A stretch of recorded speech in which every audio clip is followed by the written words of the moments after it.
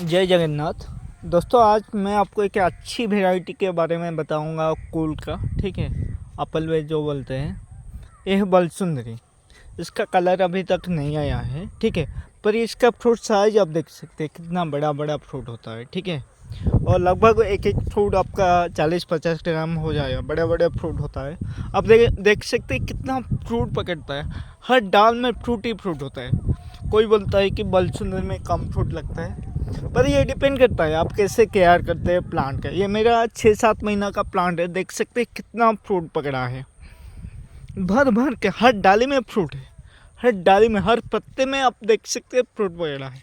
कितने फ्रूट पकड़ा है एक एक पौधे में। लगभग मेरे इस छोटे से पौधे में मुझे लगता है 15 से 20 किलो फ्रूट पकड़ा है। आप देख सकते हैं कितना फ्रूट है। देखिए, अभी इसका कलर नहीं आया है, ठीक है, अभी ये पक्का नहीं है और टाइम लगेगा, इसका कलर भी आएगा।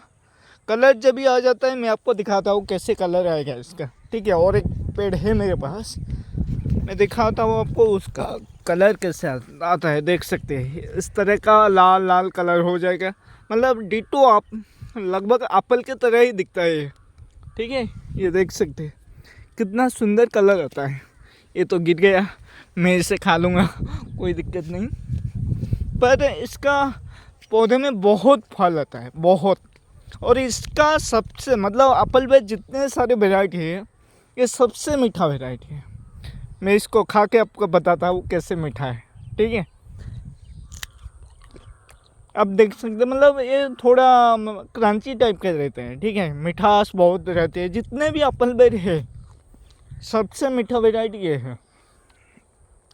या अगर इसका आप खेती करते हैं, एक एक पौधे से लगभग 20 से 25 किलो आप फ्रूट आप ले सकते हैं।